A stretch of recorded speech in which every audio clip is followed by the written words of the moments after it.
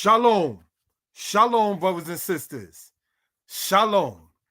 Giving honor and praise unto the Most High, the Creator and the heaven and earth. My name is Yeshiah Yisrael of the tribe of Dan of the nation of Israel. We have, brothers and sisters, in this presentation, the brother, Mighty Hebrew, a brother I've known for some years, a brother that I have built with, conversed with, talked with, studied with, went online with, and brothers and sisters actually broke bread with. We want to, on a human level, give due respect to my lady, the moderator, Sarah Michaela of the House of Judah, and everybody else who has participated in this particular matter. All right, so without any further ado, I am going to mute my mic. Let the Mighty Hebrew speak. Shalom.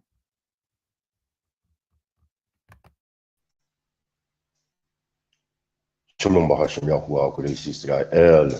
This is your tribal minister, Prince Shar, Landin Be Amin Matuzor Yambing Asha Allah Senior, Mighty Hebrew. I give all praise and honor to Yahuwah, the supreme, intelligent, powerful one of our forefathers. Our families, God, those struggling for righteousness sake.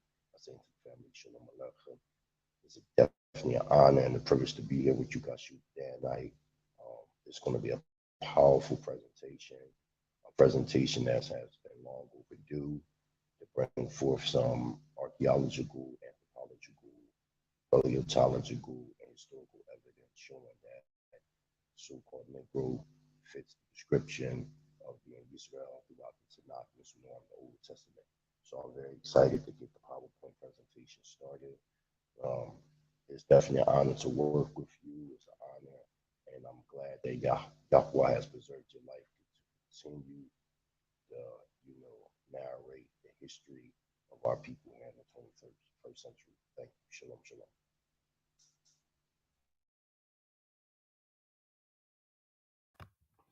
Shalom, my brother. Shalom. All right. So, without any further ado, we're going to get this on. I don't know why it says 2 people watching, but 3 likes. But it is what it is. We are going to go through a PowerPoint presentation. And the point in this, brothers and sisters, is because of people who want to deal with minimalism regarding the house of Israel. The Hebrews were not really important. The Hebrews were insignificant. The children of Israel, if they did exist, they were not great in that way. The Bible tries to make the Israelites seem better than what they really are. You know, statements like that come from colleges in certain cases. And we began to see that it must have been some kind of, for the lack of a better term, conspiracy for people to want to continue to try to say that the children of Israel plagiarized, while at the same token, you're saying the children of Israel never existed.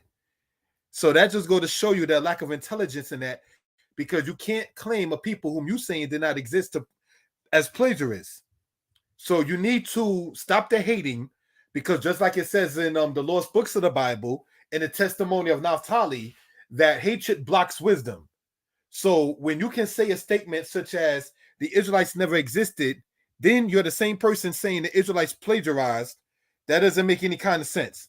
When Ray Higgins went up there and Ray Higgins was saying, there's no evidence of anything of the people in the Bible and so forth and so on. But then you can go right over to the museum and see the Babylonian record talking about King Jehoiakim of Judah. You can go to the museum and see the Apiru papyrus in the Netherlands.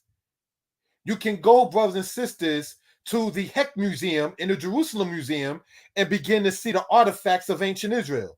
You can read the historian Tacitus, who spoke about the Israelites. I'm not going to ruin it. I'm not going to spoil it, because, like I said to the people on Facebook, this is like the Cuban links of presentations. And after this, brothers and sisters, Israelites are going to have to step up their game regarding presentations. This is no slander to nobody or anything of that sort, but we definitely want to sit there and get this, as the saying goes, on and popping. All right. So again, shout out to the Mighty Hebrew. As you see, interviews from me to him. I can be reached 908-587-4841. My Cash App, Frank Son 1. His Cash App, $Princess EITANA. All right, so let's get this PowerPoint on and popping, and let us do what we do in this particular case. All right.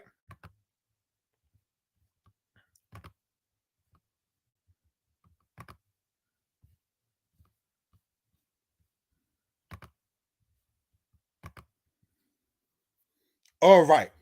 Shalom. Giving honor to the Most High. This presentation is based on history, archaeology, and other matters addressing the fact that some attempt to minimalize the Hebrews in history. While we know the earth is made up of different nations, peoples, tribes, and groups, we want to point out the suppressed truth of the Hebrews. All right. So this is something we want to sit there and point out for edification purposes. All right. And let us go on in this particular case. Let's go on.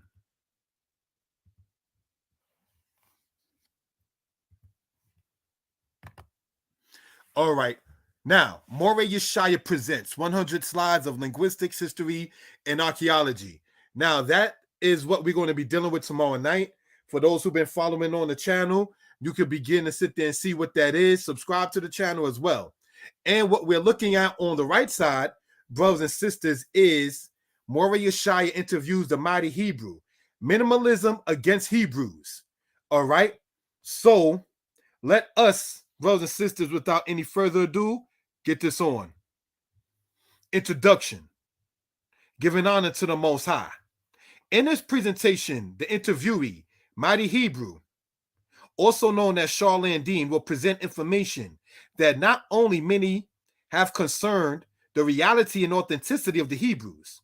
He has been a pillar in the Hebrew/Israelite community for decades and has definitely earned the right to speak on the matter.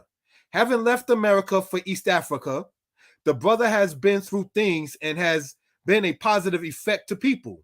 We hope and pray you all have a great time joining us as we explore the matters and bringing out the truths of the Hebrews of antiquity. Please subscribe to the channel and share the video. Next slide. Thank you.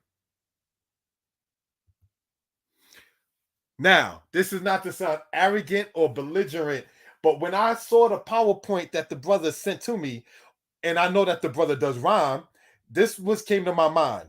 All right. In regards this case here, Wu-Tang Clan. All right. So I used their album Only Built for Cuban Links. And I asked, are they ready? Not being boastful, but being confident. I ask, are they ready? Those who know the rap era know these albums were of the best to ever come into fruition.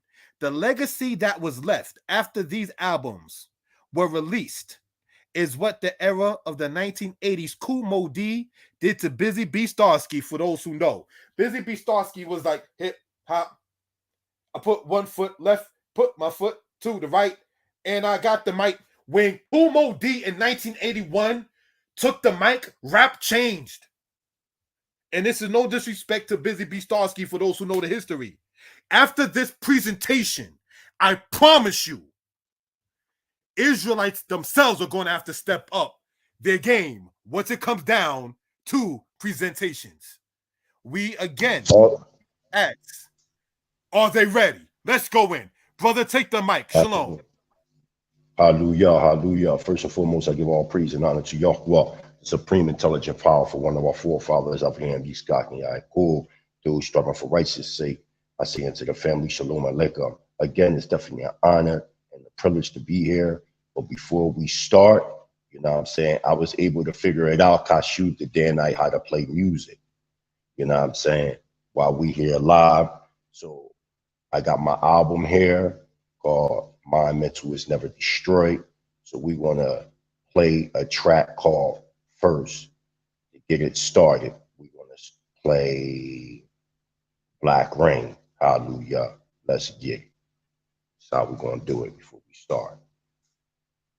Yeah, Prince Maltazar, y'all on deck. Alter ego in the building. That's how we gonna do it. Cyclopic fire, set apart lava. Ramala's on Isa Island, image out of rock.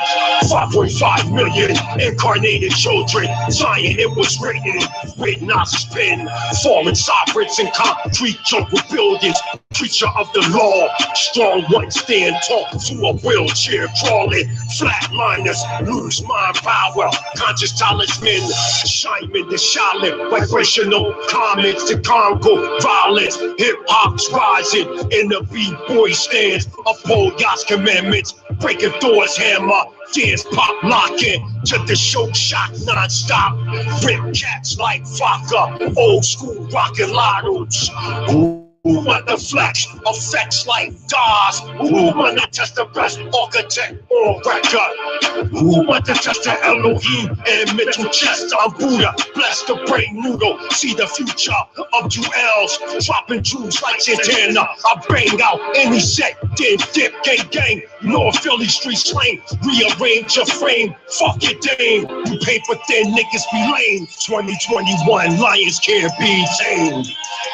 Black rain, times is changing. Black rain, a vision looks strange. Black rain, strain on the brain. Must maintain from going insane. Black rain, times is changing. Black rain, a vision look strange. Black rain, strain on the brain. Must maintain a frame from going insane. I'll break your fucking jaw. I'll break your fucking jaw and on your face I'll leave a scar.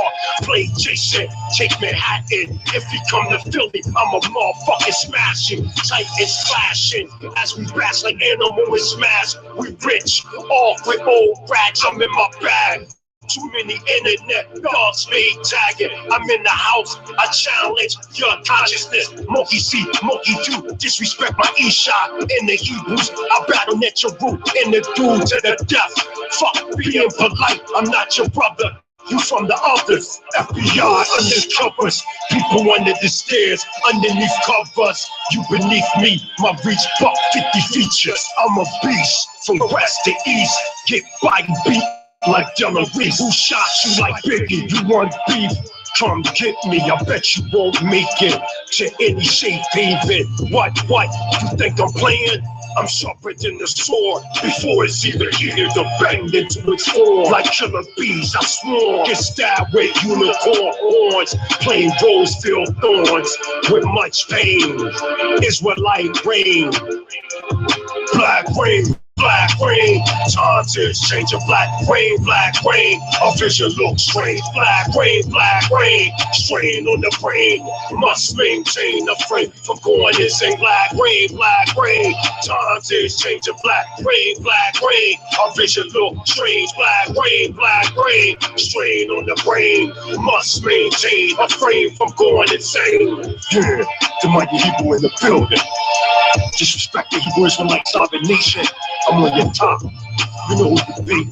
Disrespect my Isha. Never that. I'm separate your stones. You don't want to deal with Prince Maltazar, the alter ego. Yeah, in East Africa, Tanzania. You can't stop us. Yo.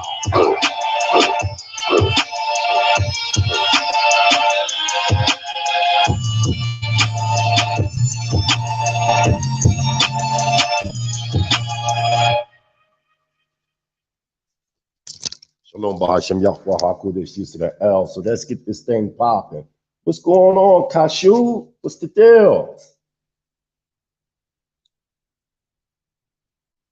Can you hear me, Lord? I hear you. I just muted my mic, but I do hear you. All right, let's do this. I hear you. Get it Continue, on. brother. All right. Yeah, let's get this I'm popping. I'm gonna mute my mic, all right? So you can do what you want to do. When you need me to talk, let me know. Peace. No problem.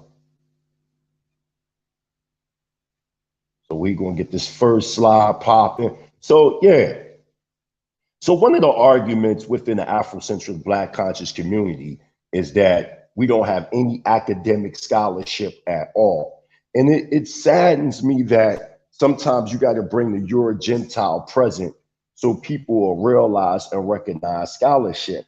So I said, okay, then, since they don't want to believe me, okay, maybe they'll believe the so-called white man, because that's always been a problem within our people. So right here, we got Christopher Eric. He's a PhD. You know, y'all respect PhDs. Okay. So what this PhD scholar say is this: the early Shemites were just a few Africans arriving in the Levant to find a lot of other people already in the area. And you can see Eretz, 2012 World History Connected, interview by WHC co-editor Tom Lotkash. And down the bottom, you can clearly see also the website. So we have a PhD scholar, okay? I need y'all to hear this. We have a PhD scholar that is saying out of his mouth that the Israelites was black, right? So, and matter of fact, African. So what I'm going to do also to add to this, right? I want to go to Dr. Yosef A.A. Ben Yochanan, because a lot of the Afrocentric scholars, they respect and they acknowledge Dr. Yosef A.A. Ben Yochanan's work. And I'm also going to quote briefly or give you a piece where you can actually go to by the way of Sheikh Anta Diop, because my thing is this: they could say, well, that's what your people saying. And as y'all can see, thus far, I haven't not once brought up any Hebrew Israelite scholars yet, even though I will be bringing up Hebrew Israelite scholars tonight, you know, because you can't keep saying, oh, that's an Israelite scholar.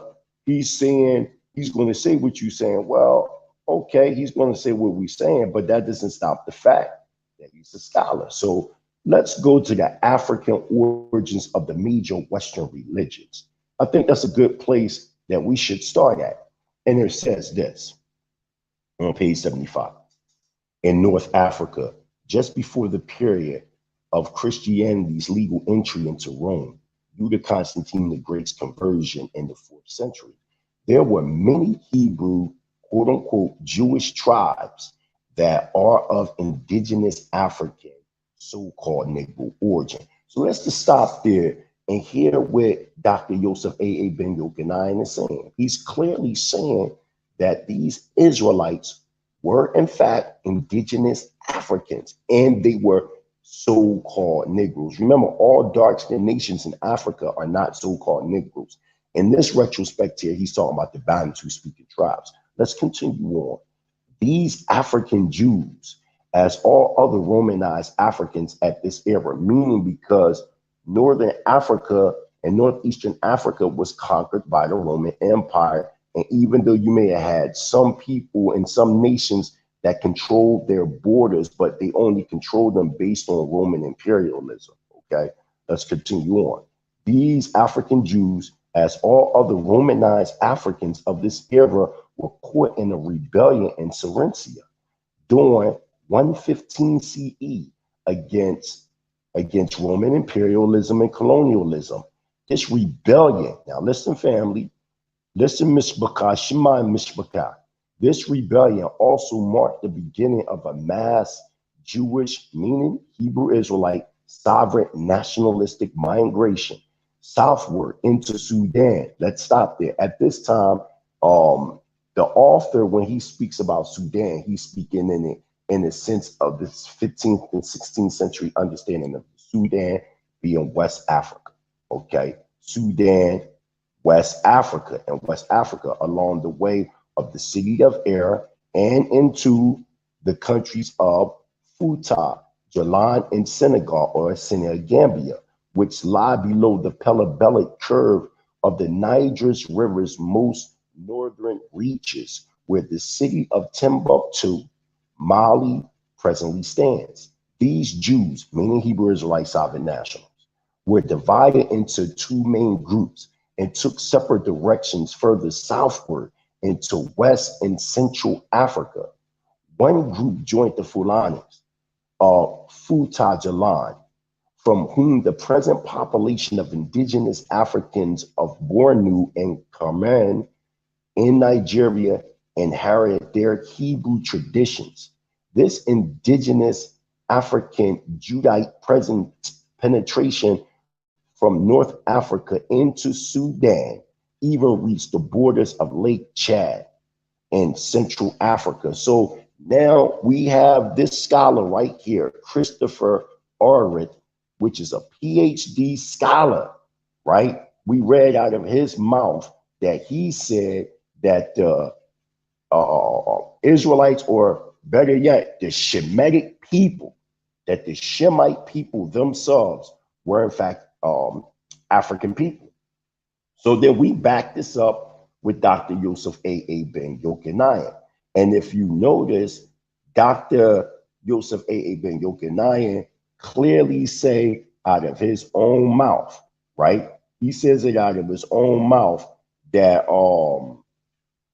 the Hebrews were black, and that the Hebrews migrated into West Africa. The Hebrews mixed with indigenous populations. And I'm going to even back that up also with Sheikh Anta Diop's book on page 233 called Pre-Colonial Black Africa. Let me show people my face so y'all can see the picture of the book.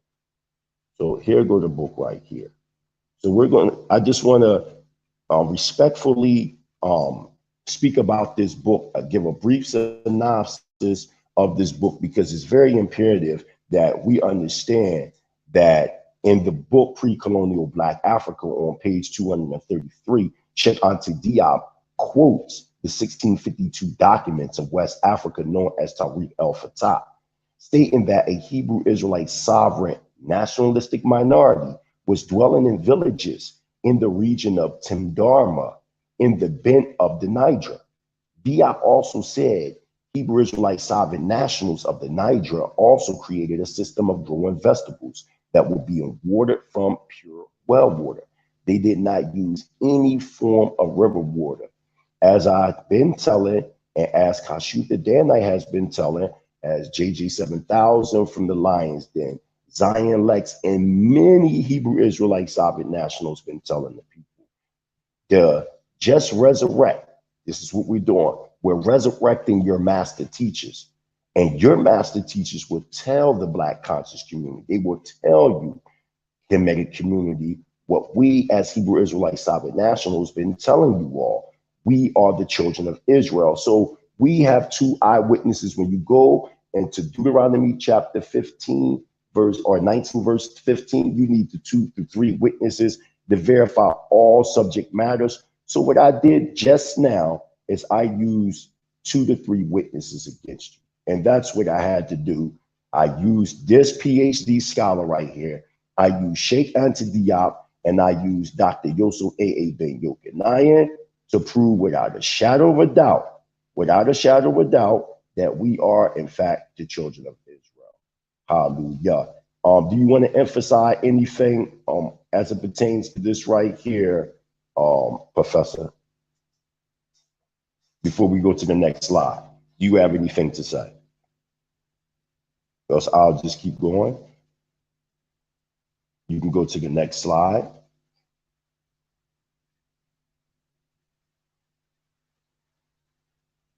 Hallelujah.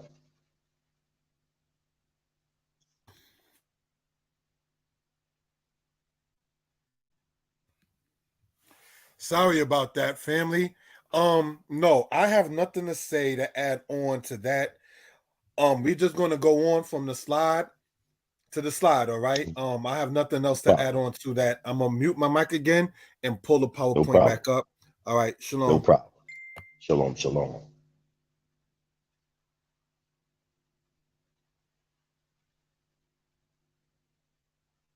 So now, this is the 18th dynasty Moses Pharaoh Exodus timeline in the Egyptian chronology. So what we have done, and what many scholars have done, is they have now discovered that the Egyptian chronology has been off for 484 years. Many, many years ago, around 2008, I did a presentation on Sinai Studios back in the day when he used to have what is known as Sinai TV. And I did a piece called High Frequency. And within that presentation, I showed that the Egyptian chronology was off 484 years. So on your right-hand side, you have the Egyptian chronology. And on your left-hand side, you have the biblical chronology or the Exodus timeline. So you have two sides. And as you can clearly see with this newly understanding Egyptian chronology and the Exodus timeline, starting roughly around when Jacob came in, let's say 1876 BCE to 1446 BCE. But this right here, when you see the Egyptian 18th dynasty chronology, we're talking about 257 years from 1557 to 1300 BCE. And you can clearly see a chain of unbroken events when the chronology is corrected. The reason why things don't line up with contemporary Egyptian chronology, because like I said, it's off 484 years. Now we have neo-Egyptologists seeing that there has been a major gross error with their chronology, and they themselves are now contesting to the chronology or their contemporarily known chronology that they've been using over the years. Next slide. So we have here the 18th dynasty Moses pharaohs of the Exodus in 1446 BCE. And as we can see, the expulsion of the Hyksos, you know what I mean? Some people pronounce it Hyksos. From my research, Hyksos and Hyksos is two different things. One is rulers of foreign lands, or known as shepherd kings, and then another are known as shepherd captives. But as you can see, the expulsion of 1557 BCE, and then we get into Amen, Hotep or Totep. You know, he's the one that starts the process of murdering our babies when we go into Shemot or Exodus chapter 1. That chapter, you see that Moses is born 1526 BCE. Also, Moses is adopted 1526 BCE. That queen being Queen Hatshepsut. We acknowledge that Queen Hatshepsut was the mother who adopted Moshe. And this is why when you start to study the history of Queen Hatshepsut, as we're going to get in the next portion of this PowerPoint, you're going to see that the Phoenicians or the children of Mizraim during post-Diluvian times, you will see that they destroyed the remembrance of Queen Hatshepsut. And we believe this to be because of the fact that she adopted Moses. Okay, so go to the next slide. So as y'all can see, very clear images of Queen Hatshepsut, and they're erased after the Exodus retaliation for adopting Moses. You can clearly see right there, crystal clear, the chiseling off of Queen Hatshepsut, along with many, many others, just for instance, like Akhenaten. Akhenaten not being a contemporary, from our understanding, here at the Mighty Hebrew University of Moses, but a contemporary of King Solomon and King David. Me and Kashut, the Danite historian, some years back, did a powerful presentation on the Phoenician Empire. Give a shout out to the Queen Bee Teller B, who was a part of that PowerPoint presentation. And within that PowerPoint presentation, we showed and proved that in all actuality, the Nasut Akhenaten was a contemporary of King Solomon and King David. And they created this triple alliance by the way of the naval fleets of Solomon, which later in history became known as the Phoenician Empire. You had the Israelites, certain Canaanite tribes, along with Cometians, that created a triple alliance to navigate from the Ezion all the way to Lake Superior, and they started to bring oars back and forth from Lake Superior to the old world, from the new world. You see this historically under the Phoenician Empire's literature when you talk about different scholars. But what they do is they hide the fact, but we know we got the Davenport stellas, the Long Island inscriptions, the Ohio stellas, the Iowa stellas, the Kentucky seals, the Los Lones inscriptions in Hidden Mountain in Los Lones, New Mexico. All these things are proven without a shadow of doubt that Israelites had colonies in the Americas during this specific time of the life of King Solomon, Hyman, King of Tyre, and Akhenaten. And remind y'all, if y'all don't know, Hyman, King of Tyre, was in fact from the tribe of Naphtali. His father was from the tribe of Naphtali, and his mother was from the tribe of Zebulun, if y'all didn't know. Go to the next slide.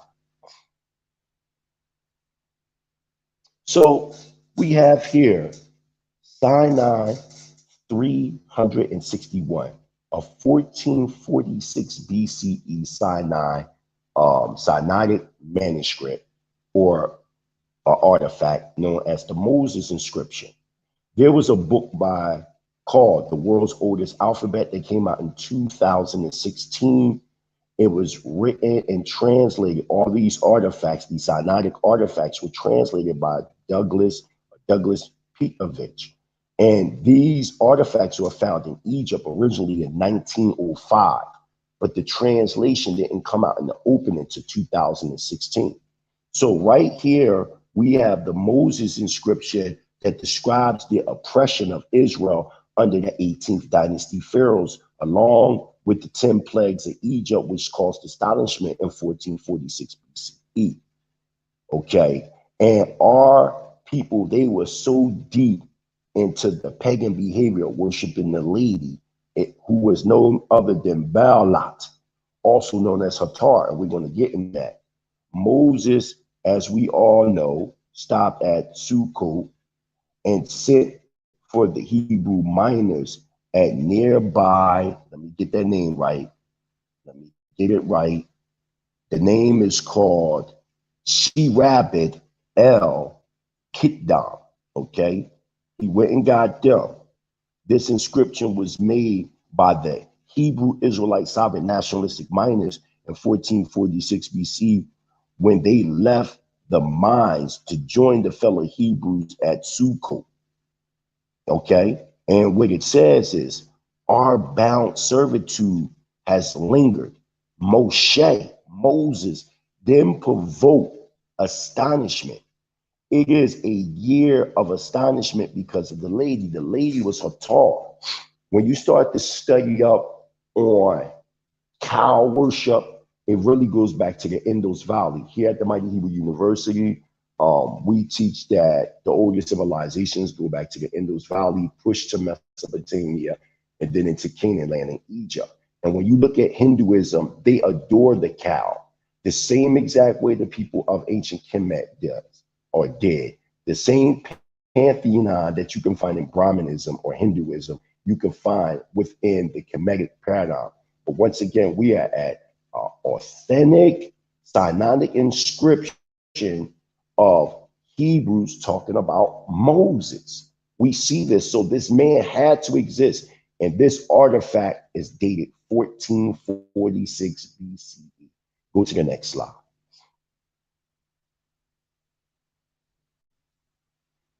So now, one of the things that one of my opponents, Tahudi, much respect to Tahudi, good brother of mine, close brother of mine, he's into the Kemetic persuasion, along with many Black conscious Afrocentric scholars has, to show them prior to 332 BCE during the time of Alexander, son of Philip of Macedonia, to show if there's any imperial data that shows us calling ourselves Hebrews in like the first person, singular, so to say.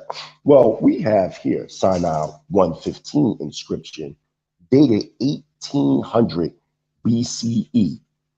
And we have Hebrews from Bethel.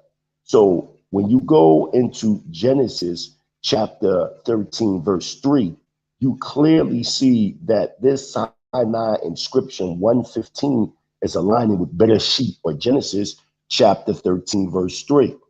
And in this inscription, right, the inscription names the Hebrews as being from the Levant or foreigners, especially from Bethel, right, which incredibly is called the beloved.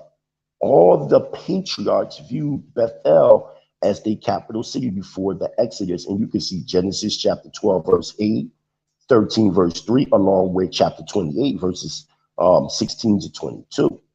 This was also found in 1905 and translated in 2016. Let's read.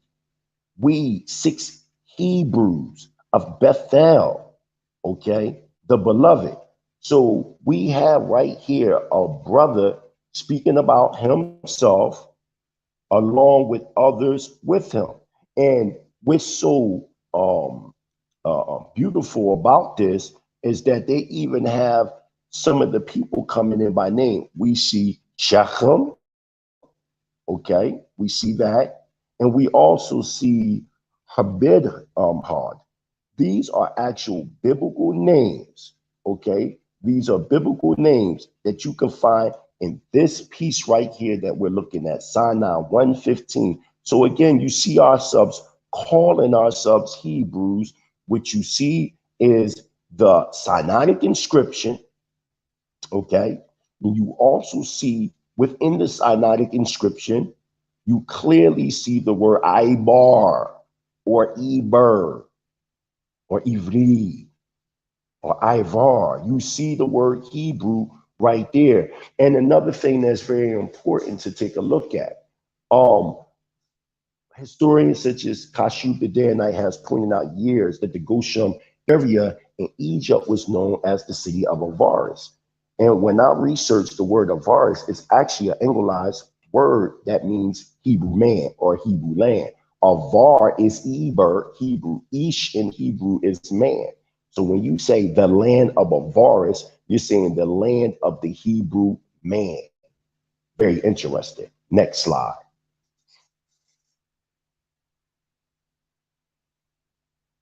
So now we have here, we have the Exodus documented. We got the Exodus documented in the Sinai inscriptions, okay?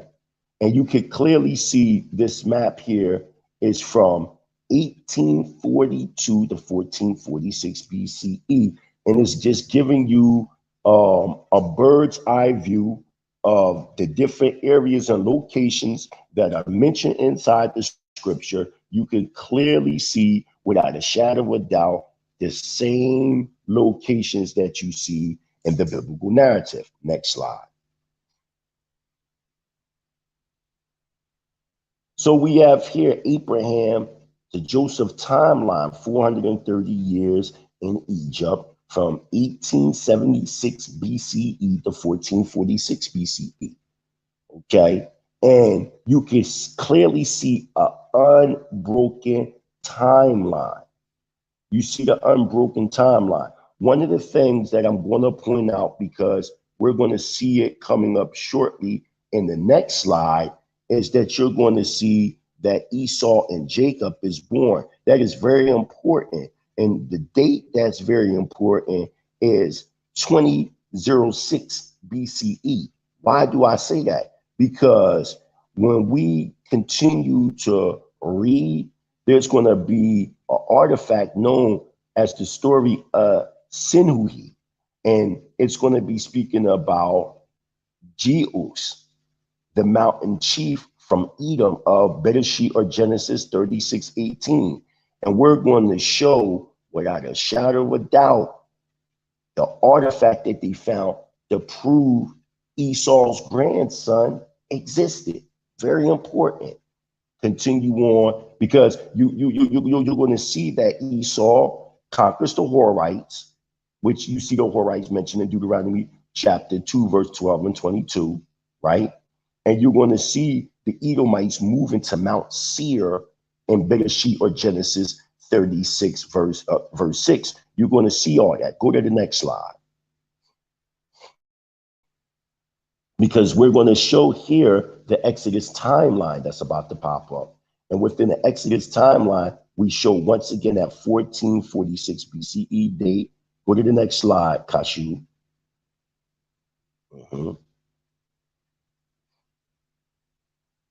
Okay. The next slide. It didn't go there yet. There we go.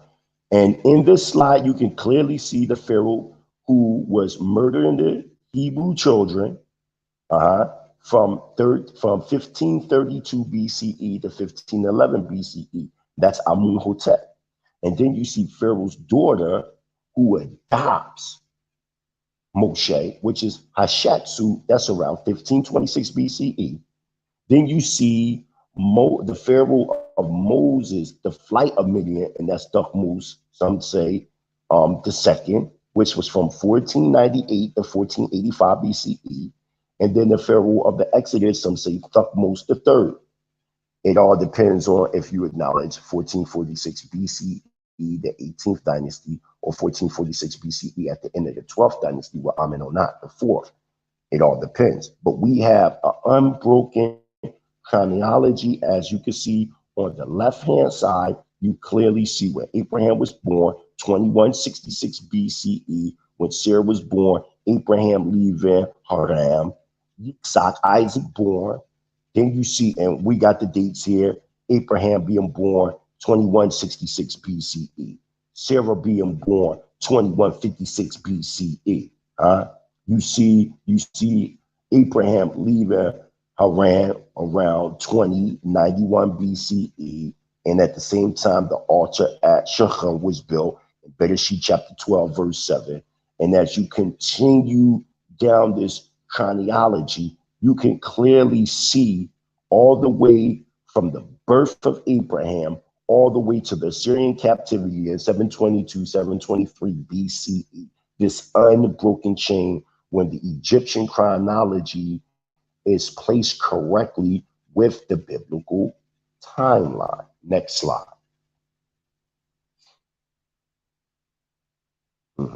So, like I said, we was going to come back to Esau, and we have a biography of the Senhuhi. This was from 1886 BCE to 1874 BCE. We see Esau's son, not his grandson, excuse me, Salakia, but Esau's son, okay, who was an Edomite chief, which is Yeus. And you see him being mentioned of Prince of Miki from the east, or Kodim Yeus, the mountain chief from Edom, okay? Minas, from lands of Phoenicia, lines, and this you can read this from lines 219 to 220. We have right here, and this was found in Thebes, Egypt in 1909, but again, this wasn't translated into 2016. So we have a mentioning of Esau's son from Bereshit or Genesis 36, verse 5 and verse 18 being made mention. This cannot be ignored. Okay, y'all said that we didn't have any historical facts, and as you could clearly see, I am proven beyond a shadow of a doubt. I showed thus far 1800 BCE, us calling ourselves Hebrews. I showed that Moses existed with the Sinai inscription going back 1446 BCE. I'm showing that other Hebrews existed, namely right here, Jacob's paternal twin brother, Edom or Esau, and and Jacob's nephew existed, which is Geos. We're showing this right now. Go to the next slide.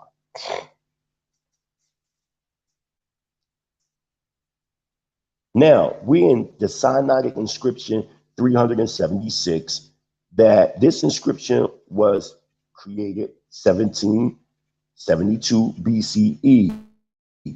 We see Ashenath. Ashenath was Jacob's wife, not Jacob, or Joseph's wife, Joseph's wife. You can find this in Bereshit or Genesis 41:45. And we clearly see what it says. It says, Pharaoh gave Asheneth to Joseph, the daughter of Potiphar, priest of On, as a wife. That's in Bereshit 41. We see that, verse 45. And we have here an inscription that makes a reference to Asheneth, who is listed, like I said, in Genesis 41, 45, as the wife of Joseph. And given the details, Asheneth would be dead. Her garden house, common in antiquity, was renovated. And as it came to life, so did Asheneth. And it reads, the house of the vine of Asheneth in its innermost, and they have come to life. So we have this translation from the book, The World's Oldest Language by Douglas Petrovich, So we have now Joseph, proof of Joseph's wife existed. And it's funny, it is at the direct timeline when Joseph was in Kemet at this time, 1772 BCE. We see the inscription right here. Go to the next slide. Because we're in Sinai. Oh, okay. He put the microphone right there. And because he put the microphone there, we're going to play another song. You know what I'm saying? Because let me say something now. Yeah. Okay, I'm not gonna say don't play the song, but I did when I made this PowerPoint, right? And I put the microphone there looking like that, I said, let's go. As I was stating before, brothers and sisters, this kind of presentation is not, and I hate to have to say this, no disrespect intended. This is not for the person who wants to remain a novice. If a person wants to remain a tyro, Tyro, this isn't for you. If you want to remain as the aspect of we're going to do the Israelite camp like people do, no disrespect intended, maybe a church, go in there, feel something good, and then so forth and so on, and then go back to work without any understanding. No, we call our places of worship, in many cases, schools. So it's in a school, and if you're calling someone a Moreh or a teacher, or a Melamed or a teacher, or a Seren, you understand, or a captain, or a Sar, or a prince, or a Nasi, or an exalted one, you understand. And if you are saying that you dealing with the said Old Testament, reading in Deuteronomy concerning the portion of Levi, it says they sit at thy feet receiving of your words. So these things here that we want to point out, again, it is not for the people who want to remain a tyro. Tyro meaning the person who's just a beginner. If this is where one spirit is, where we can just read the book week in and week out, year in and year out in Israel, and not understand what we're talking about when we read as pointed out about Shechem, when we read as pointed out about Edom, and so forth and so on. The Anastasia Papyrus speaks about, brothers and sisters, Esau. All right, what the brother Mighty Hebrew is going over, he sent me the information and to put into a PowerPoint form, and these are the things that came to my mind. And I wanted to ask, were they ready? Was I ready? Well, brothers and sisters, as you see, the info was hot and not slacking. All right. Having known Mighty Hebrew for over 5 years and taught with him on different platforms, this is the Cuban links of the presentation world. Now, as stated, the people who did the Cuban Links album, it was, and I'm not knocking on Wu-Tang, I'm one of the biggest fans. The W album that they did, or the double album that they did, cannot touch the Cuban Links.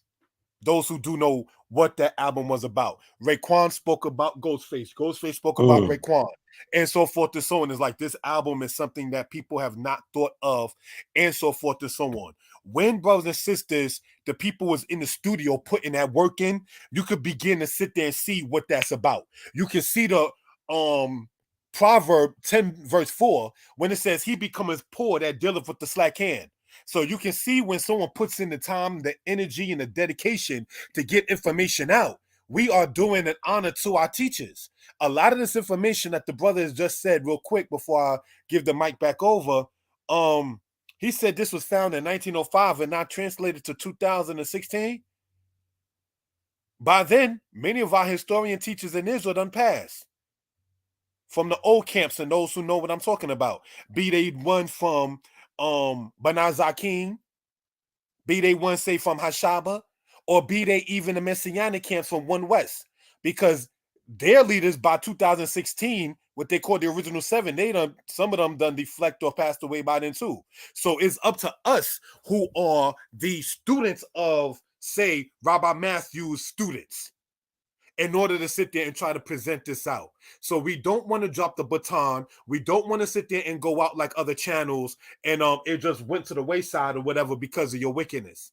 You understand? We want to sit there and continue to bring this information out to the people. Again, support the channel. If you care to, the Cash App information is there. Support the brother. This is no slack kind of information that is being brought out. The brother supports what I do. I support what the brother does. And speaking upon that, Israel, that's what we're supposed to do.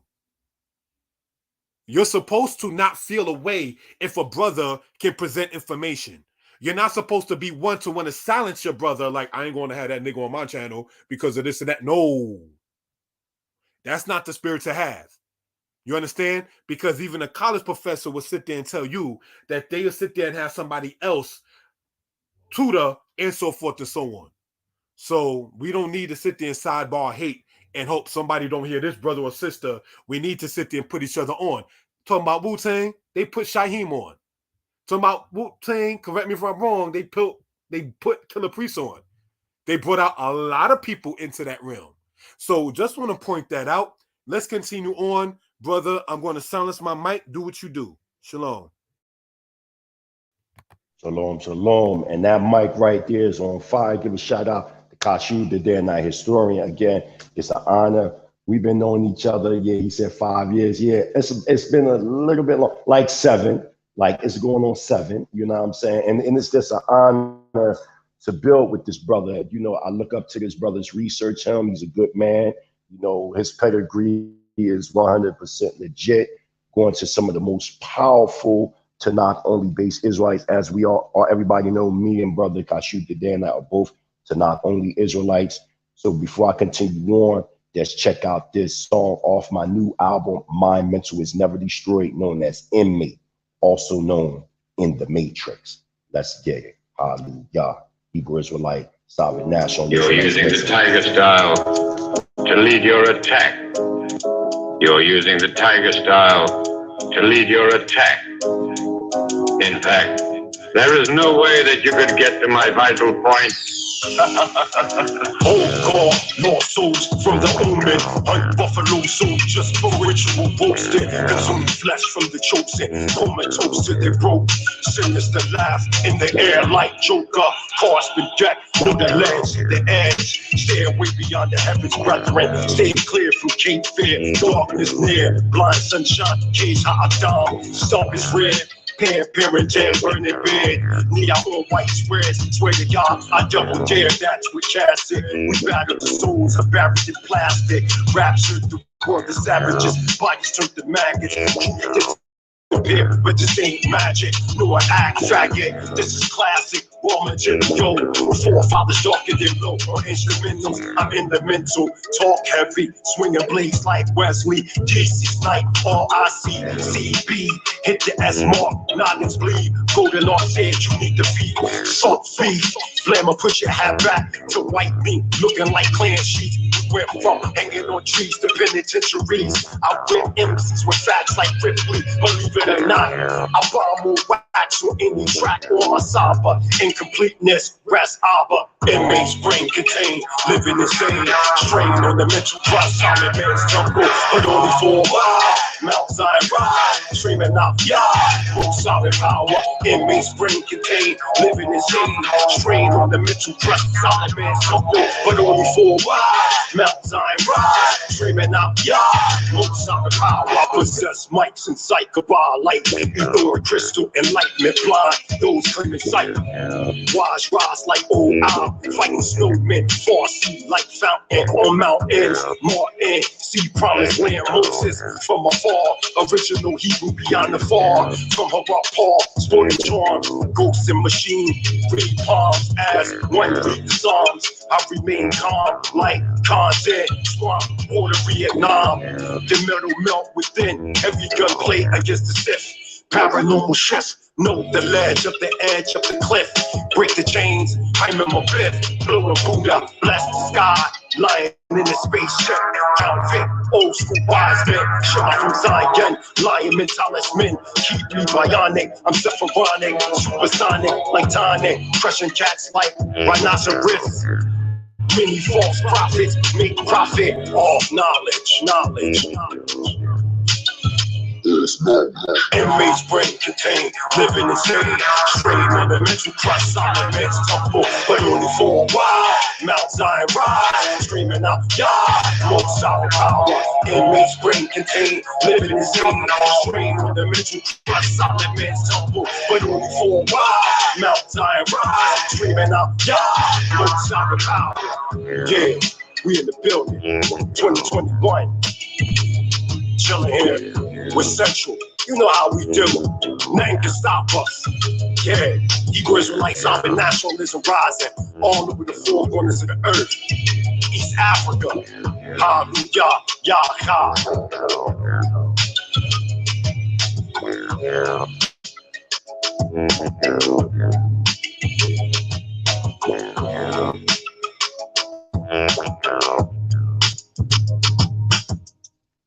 Shalom, Bahasham Yahweh, Hakudesh Yisrael. Let's get back to this PowerPoint. Hallelujah. Giving all praise and honor to Yahweh, the supreme, intelligent, powerful one of our forefathers, Abraham, Yitzchak, and Yaakov. Those struggling for righteousness' sake, I see into the family. Shalom Aleichem. We are in the Sinai 349th inscription that was found, or that was written 1480 BCE. This is the Exodus oppression and the fear of the Hebrew population. And this inscription is a part of the history of those Hebrew miners and other Hebrews that wrote these things down. And you can also read with your own eyes, which says, he saw occasion to cut away to barrenness our great number, right? So this right here is clearly aligning with the scripture, right? Of them trying to destroy the firstborn, okay? And then we have here our great number, our swelling without measure. They yearn for Hatar. Remember, we was at that time worshiping the golden calf. Even when Moshe went up into the mountain and we built the golden calf again, because originally, you know, while we was in Egypt, we fell and we start worshiping that calf. That's why it was familiar to us to make, and we reinstitutionalized it and we called it the Feast of Yahweh. Even though we was idol worshiping and called it the Feast of Yahweh, it wasn't an actual feast of the Creator. It says that they yearned for Hatar. But the quiver of our brothers was thoroughly despised. So he performed terror against the quiver and brought about a cry of wailing. And this is also reminding the people what also happened when Moses came down from the mountain. It had to be some slaying. So the writer is letting us know that the children of Israel, you know, at one time they was Hatar worshiping and they fell victim into that again. You know what I'm saying? And they fell victim into that again. And in the end, you see certain things had to happen. There had to be some uprooting from the presence of the children of Israel. And as you can clearly see, the Sinaitic inscriptions, you see the artifact, you see on the right-hand side, the cartoon artifact, and then on the left-hand side, the actual artifact. And then you see in the middle, the Hebrew, the modern block form Hebrew. Go to the next slide. Because we're in Sinai 357 inscription of the Hebrew Exodus oppression of 1480 BCE, right? And we have clear as day the description of what we see on the left-hand side in cartoon form. And then on the right-hand side, we see the actual artifact itself, okay? And it says, the curse of 100-fold has passed through our people. A swooping has befallen us. A multitude has surrounded us. My father was completely depleted by the Nasut or the Parah or the king. Next slide. Because we're going to hit Exodus, or excuse me, the Sinaitic 360 inscription of 1480 BCE of the Exodus oppression, which is also known as the year of hardship, which can be found in Shemot or Exodus chapter 1, verse 14, and chapter 2, verse 23 to 24. And we can clearly see that it says, and I will read, it says, "Oh man, you have arrived, you have been pruned off in the year to forget." So, and then we know that the Cometians or the original Egyptians made their lives or our ancestors' lives bitter with hard labor, and Yahweh heard our groaning, as we can clearly see at Exodus chapter 1, verse 14, and chapter 2, verse 23 and 24. On the right-hand side is the cartoon form of this Sinaitic inscription. And on the left-hand side, we see the actual artifact. Go to the next slide to the Sinaitic inscription 353. Okay. And this is also a part of the Exodus oppression of the groaning of the Hebrews. Okay. Which reads, "It is a time to be hopeless. The lady, Mina Hatar, had organized for battle. We banded together to remain with heads held high. We celebrated a festival of the sun, which came out in order to hold us back." We go to Exodus chapter 32, verse 8. It says, "They made a golden calf, worshiped and sacrificed it, and said, 'This is your power who brought you from out of Egypt,'" right? And it says that the festival of the sun, because on the head of this golden calf image is an image of a sun disk.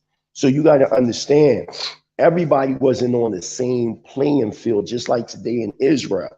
Like everybody that came from out of Egypt, they wasn't on the tip of Moses,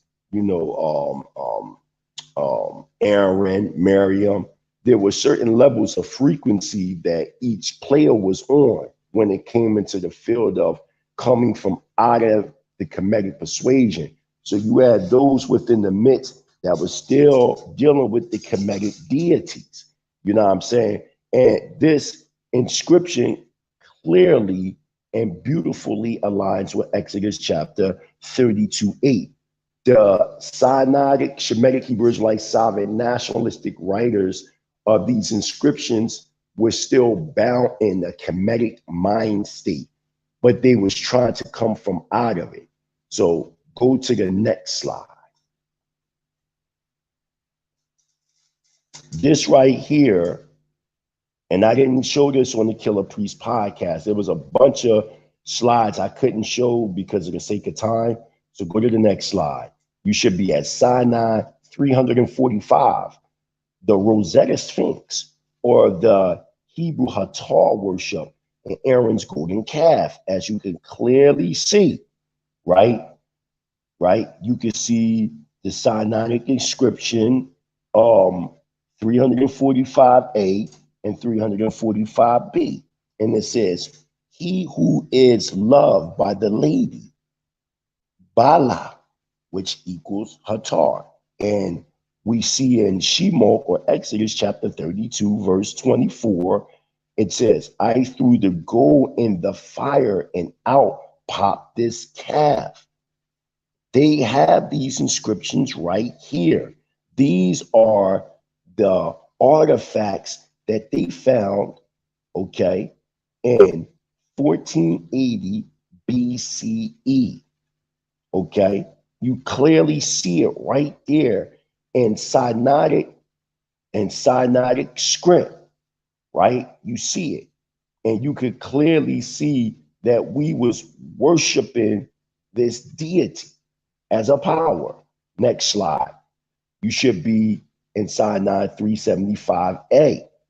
And this is a very interesting inscription of 1480 BCE.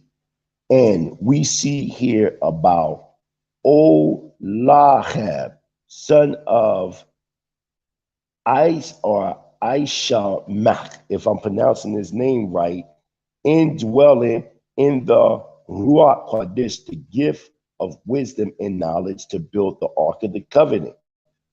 And you will see that this same person I just mentioned was the overseer of minerals. And here we have the inscription going back to Exodus chapter 31, verses 1 to 11, and chapter 35, verses 30 to 35, the mentioning of the skillful overseer of minerals. And this inscription shows that Ha-Asama, if I'm pronouncing his name right, was a master craftsman, right? And he was skilled and had the Ruach of Yahweh upon him to help build the Ark of the Covenant and things like that. So on the left-hand side, we see this inscription that was discovered in Egypt in 1977, but it wasn't translated into 2016 in the book, The World's Oldest Language by Douglas Petrovich. So we have facts that the Hebrew Israelite sovereign nationalistic master and overseer and builder craftsman of minerals, name being mentioned, the one that constructed the Ark of the Covenant within this inscription right here. Go to the next slide.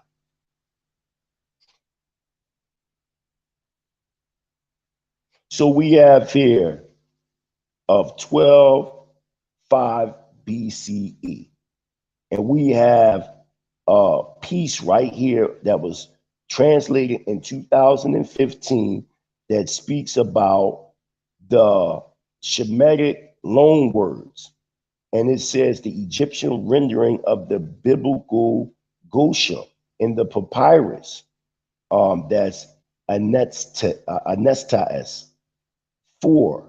And then it gives you 1B, 1-2, referring to a stormy lake by the name of GSM in association with waves. This name GSM seems to have been used as a tophonym and is considered to have been most probably a Shemitic loan word. This is what they're saying. This is what these Egyptologists are saying. So we can see even in there's the Shemitic presence even within Kemetic thought. Next slide. Because that was dealing with the Goshen Lake. Now this is a nice one. The book of Balaam.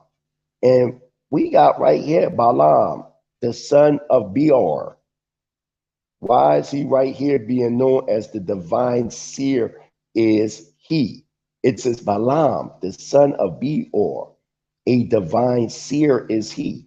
This is the same Balaam of the Tanakh in the Torah that was used to try to curse us. Okay, and look, here's the inscription of him right there. There's no getting around these archaeological relics at all. Go to the next slide, because now we're getting into the conquest of Joseph as witness in the Amarna letters. Now we're getting into the Amarna letters, named cities, as you can see within this slide. Are you there, Professor Kashu? I am here. I'm gonna wait for you to finish. I wanted to just say something real quick. Let me know when. No, go ahead. Go ahead. No, you can go right now. I'll mute All my right. mic. Go ahead. Toda, my brother. I'm interviewing you, so I don't want to be known as a person who keeps on just having the son to say here and there and so forth and so on. Giving honor and praise unto the Most High. It is, again, indeed an honor to even have the brother Mighty Hebrew at this time. As we know, in America, he's not in America. It is now technically Friday for all intents and purposes where he's at, while over here in the United States, it is still Thursday. And so if you want to use that kind of matter, the Dear Allah matter that you see there with Balaam, this is not to be haughty or arrogant. I mentioned that in my book called Israelite History as it relates to the world and archaeology. All right, for those who are interested in such. Years ago, the Mighty Hebrew, Taylor B, and myself, we did a presentation when the Egypt Talk book first came out. And I want to go back real quick, please. Thank you. Because I wanted to talk about the Egypt Talk book there that we see for edification purposes. All right, now let's look at this real quick, please. If we will, from current slide, right? If we go here, brothers and sisters, and we look at the laser pointer, right? This is a picture of my lady Sarai when we was in Egypt, and this is a picture of me when we was in Egypt. What you see right there real quick is part of the 10 and 6 Hyksos. When the Israelites left out of Egypt, brothers and sisters, it left the Egyptians in a way that anybody could just come in and be able to take over. Two things the Bible tells us. One, that the Amalekites, who became the 10 and 6 Hyksos, which is another subject, made war with Israel and Rephidim. That's one thing. In Exodus chapter 17. Another matter, brothers and sisters, is the fact that when the Israelites did their exodus, it says that they despoiled the Egyptians. So, brothers and sisters, in despoiling the Egyptians, you definitely knew that Egypt was left vulnerable for anything to sit there and come into. All right, now from the book Egypt Talking Writing. Now, you look at this right here, and you spoke about the matter of the golden calf and the worship of Hathor. Hathor in ancient Egyptian was the goddess of dancing and other matters and things of that kind of nature. Exodus chapter 32, it says Wayakwamu lisakek in Hebrew, which in Hebrew means and they rose up to play. Now, this is no way disrespectful or anything like that, but when you have a bunch of people that have been enslaved, and then you got grown men and women that are now free, and they're talking about playing, we know what it is. We know what they was getting into. It says sex acts were not to be publicly broadcast in the culture of Israel. Egypt was, and America is, off the hook in showing nudity as a form of art. Now, in this presentation, of course, we didn't show the Egyptian god Min or Menu, which has an erect phallus. We didn't show that. We didn't show the matter of Hatshepsut being made to show running after an erect penis, and it was not of Thutmose II, her husband. We're not doing that in the house of Yisrael. So we already know and see that we have a different culture than say that of other peoples. But as the brother Mighty Hebrew pointed out, everybody wasn't on board with Moshe and Aharon. Now let's look at this. From the time of Moses to Ezekiel, the prophets were condemning the acts of Israel when Israel were doing the things Egypt did. The calf the Israelites worshipped in Exodus 20 was the Egyptian goddess Hathor. The act we read in Exodus 32 was not respected by Yah, the Most High. Yah did not like the act that Israel or Israel was worshiping the calf. They have turned aside quickly out of the way which I commanded them. They have made them a molten calf and have worshipped it and have sacrificed unto it and said, this is your God, O Yisrael, who brought thee out of the land of Egypt. So, as Ben Ami, may he rest in peace, pointed out, the Israelites in the wilderness had to get, for the lack of a better term, the captive mind out of their head. When you go to Joshua chapter 5, it says that the Most High have rolled back the reproach of Egypt from the house of Israel when they got circumcised. So these are just things we want to point out for reference purposes. Now, when we talk about this is not a bash on ancient Egypt. All right. We just want to show what we're talking about from the minimalists who try to say Israel never existed, or if Israel did exist, they plagiarize. They can't get their own stance together, whether a non-existent people can be charged with plagiarism. What you're seeing here is from the Hector Museum where the laser pointer is at, where in the Middle Kingdom of Egypt, an image of such is shown as a captive in Egypt. All right. What you're seeing here is part of the Apiru papyrus, all right, that you see there shown with the laser pointer. What you're seeing there is the tomb of Rachmere. When me and my lady was in Egypt back in last year in 2021, we was taken by a tour guide into where they actually have the brother was talked about the story of Sanuhi and so forth and so on. All right, we saw those artifacts in there. I saw the Meneptah Stela. You understand? I saw the mummy of Hatshepsut. You know, and this is not to try to be funny or anything of that sort. Of course, in the house of Israel, we don't dig up our dead no more than we would dig up our great grandmothers. You understand? But at the same token, what we would see, what me and my lady, was seeing was an Egypt that's being ruled by those who are not of the Egyptian people. One of the things that we noticed, and speaking about us being the house of Israel, those Arabs in Egypt know that very well. They just may not figure that we know. But I say this, when the Arabian dude was trying to sell us little trinkets of their gods of ancient Egypt, like Ma'at and Hathor and Sekhmet and all of that stuff like that, as soon as I said the Torah of Musa, which in Arabic means the law of Moses, quickly did the guy sit there and just separate. We weren't asked, are we going to buy their little idols no more? You understand? So we just want to point that out, you understand, for edification purposes. All right. So this picture right here is the eagle that they had in ancient Egypt and the eagle that they have over here, say, within the United States of America. All right. So now I ask again, are they ready? They are they who did not think that Israelites would respond. And sadly, some who are Israelites think Old Testament-based Israelites would respond. Nonetheless, the brother and friend of mine, Mighty Hebrew, brings out the matter. So then I said and had the picture with Bernie Mac and the other one saying, hold up, like, wait a minute, like, are you serious? These are things we want to point out for edification purposes. The Bible in the Old Testament in Psalms 85, and closing out real quick this, for my stance, it says in there that the truth will come from the earth in Psalms 85. So when we bringing out this kind of thing about Akisamak and the minerals and all these kind of things, this is not just something that we're just talking because we had nothing better to do at 10:30 p.m. Eastern Standard Time. So let's continue on, all right? And I'm going to mute my mic, and we're going to continue on in this particular case. Oh, real quick, too. Manfred Bitek. He's mentioned in my book.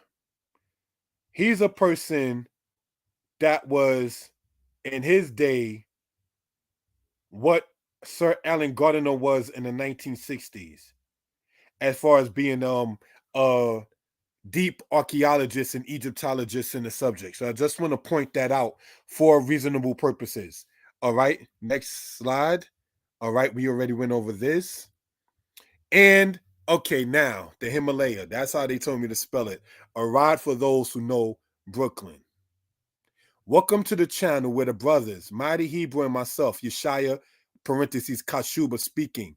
Now, Kashub is a name I picked up for self when I was in my 20s. My daughter had just been born. I was 26 at the time. Kashub means important or serious. That's what the word means. It's spelled with the letters Ket, Shin, Waw, Bet. Kashub means important or serious from the Hebrew root word kashab, which means to think. All right. So I just wanted to point that out. A lot of people, oh, you're so serious. You're so serious. So I just picked that as a DJ name when I was doing blends or whatever like that, which Creator willing, I'll get back into. All right. One being interviewed, one doing an interview. I want to say a brother I met in Pennsylvania and spoke with on Tel Aviv's platform to now the brother speaking on my platform while being in East Africa. Yes, people make moves. We don't want to sit there and allow this society to just say, stay home and save lives. And then they're the same ones that tell you if you don't go out to work, they're going to cut off your benefits. So we can already see what we're dealing with. They told you to stay home 2 years ago. Now they're telling you if you don't go out and work, then you ain't going to get anything. They can't make up their mind. So we just want to point this out. What you're seeing here on the right side is a rod called the Himalaya. It goes forward, then backward, up and down, and they play music. All right. It's based in Brooklyn and Coney Island and Ashland Park, for those who do know. So, all right. Let the naysayers and they who do not do things be productive. Do just that, nothing. All right. With this said, C19 virus, they don't want us to say certain things and certain words on the internet. A lot of people was just sitting down and just letting time just float away. We can't do that in the house of Yisrael. You understand? If you understand real quick anything about Marcus Garvey and the movement that he was starting, Israelites was with him when he was starting at. When Marcus Garvey was doing his thing, did you know that that was the same era of the Spanish flu? So we can't let C19 stop us. No more brothers and sisters than the people back then over 100 years ago let anything called the Spanish flu stop them. Work got to still get done. Let's be healthy and move on. Next slide. Peace.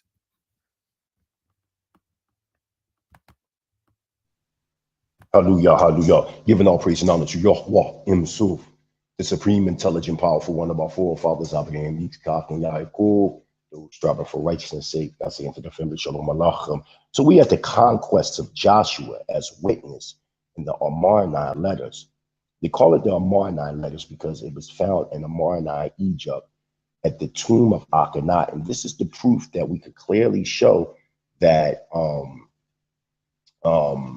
there wasn't like Akhenaten, because you're going to see the Canaanites right in the Akhenaten. And what you're going to see is they're going to say in the EA, we're going to get there, 287, that the Harabu or the Hebrews are now attempting to take over Jerusalem. So you can see the key areas of the key city names. That is, some of them are altered. Some of them are archaeological based names and sites to show that the Amarna letters is actually talking about the Hebrews coming in, taking over the land of Canaan. Next slide. Because this slide here is showing the conquest of 1407 to 1399, 8 years, which you can find this in Yehoshua, Joshua chapter 11, verses 19 and 20, along with Joshua chapter 14, verse 10. And you will clearly see that we have here the dates, the areas, the names, the biblical verses, everything to align with what we're saying to be accurate. So let's go to the first Amarna tablet, shall we? Go to the next slide. So we're in Amarna letter EA 68. And on the right-hand side, it says, from Reb, Haddah, mayor of Gebal, king of all countries, great king Nasut, the Pharaoh, the war of the Herabu forces is extremely severe. Do not negate or neglect Sumer, lest all be joined to the Herabu. So the storyline that we're seeing here, on your left-hand side, we got broken down the storyline, right? And then the paraphrase of the tablet, as we just seen, and I just read, and then the full text translation of the tablet. Okay, so the storyline we got here is Reb Haddah, which is the mayor of Biblos, and he warns the Nasut or the Pharaoh that the city of Sumer was being or would be lost or conquered by the Hebrews. We see this right here. So what I'm doing is I'm laying a foundation down of now showing after the Exodus, the conquest of Canaan by our ancestors. Next slide. So we have here the Amarna tablet EA 76 and the Amarna tablet EA 71. And as I said, you have the storyline itself, right? You have the paraphrase of the tablet, which is on your right-hand side. And then you have the full text translation of the tablet.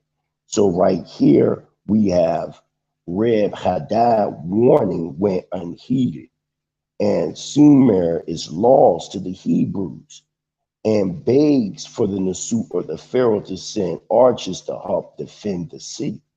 Okay, because you have right here on the right hand side, we see it. And then down the bottom in tablet EA 71, we see that Reb Hadad, who is the mayor of this area of Biblos or Gibeah, he warns of a non-Hebrew traitor named Abdi Eshrata, who is working against the Pharaoh's interest in Canaan and helping the Hebrews. A request for 100 horses and 200 troops is made of Pharaoh in Egypt to help. So we have right here, you know what I mean, and this and so people will know this all aligns with, you know, Joshua chapter 13 along with 1 Kings chapter 5:18. Okay, so let's make that clear. Okay, go to the next slide.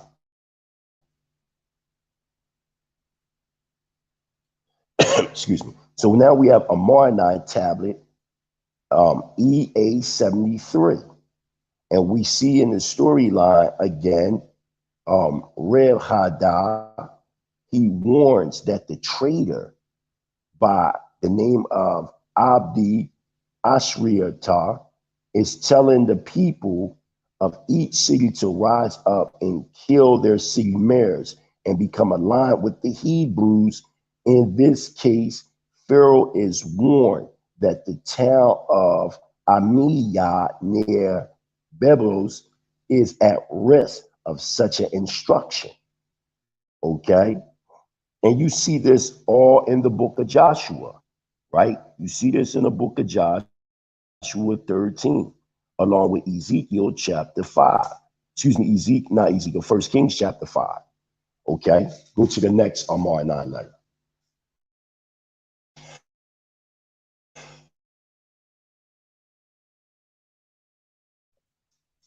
So now you have a Amarna letter EA 74.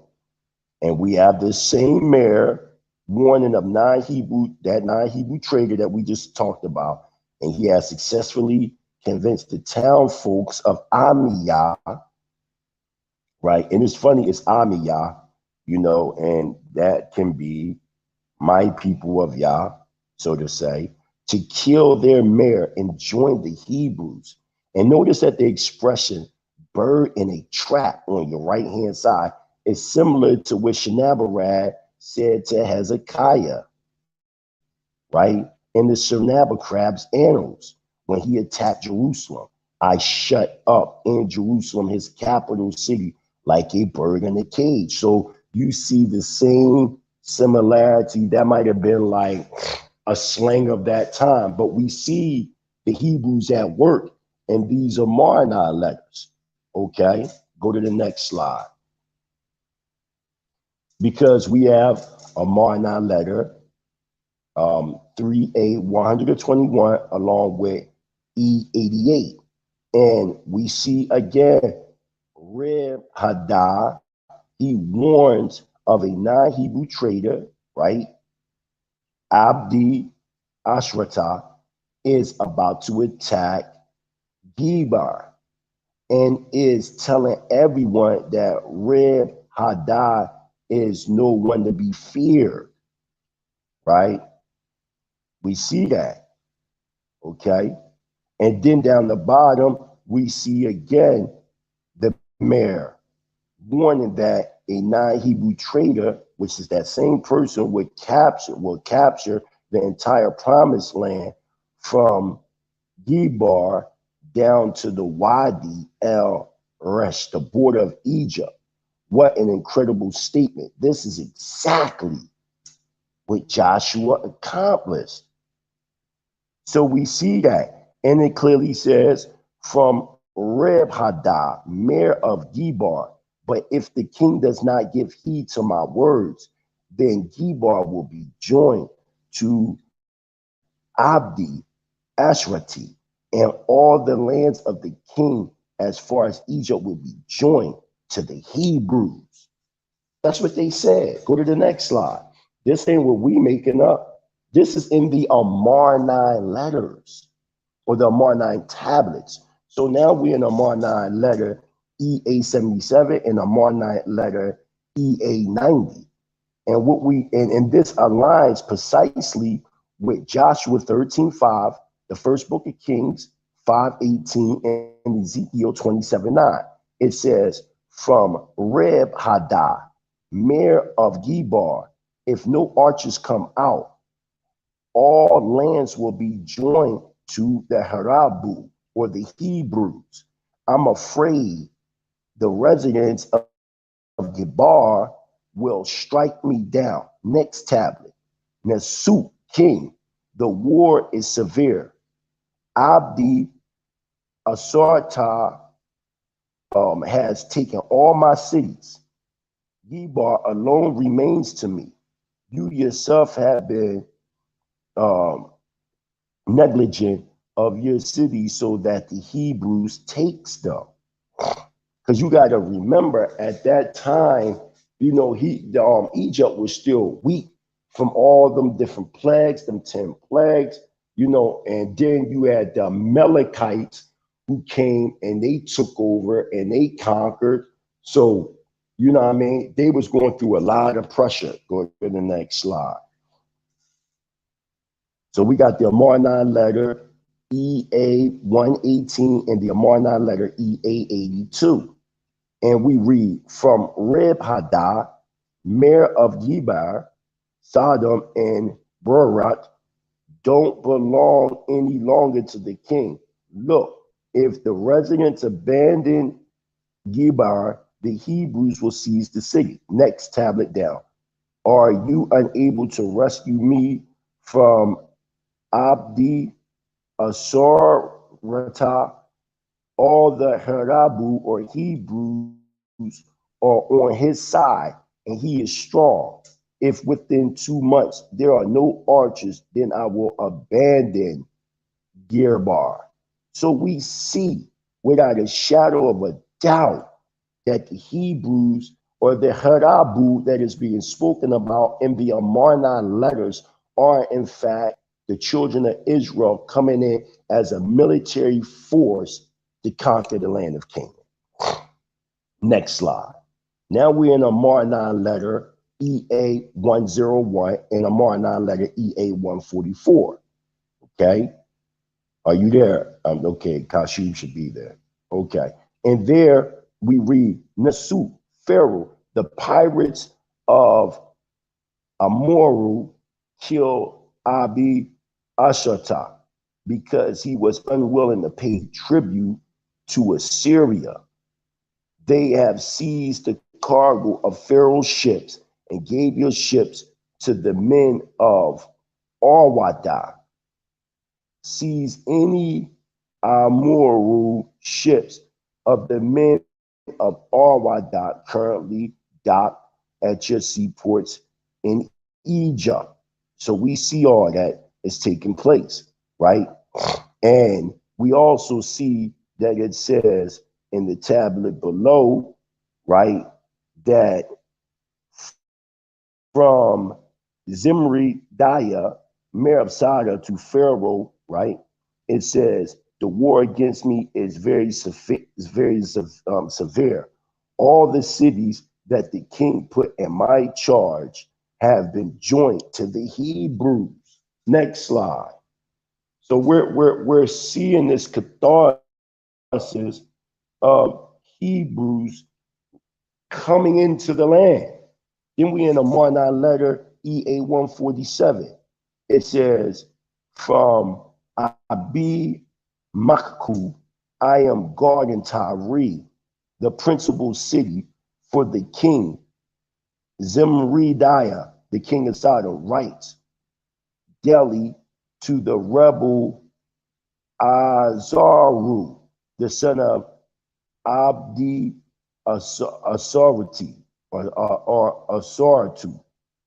So we see these are historical people.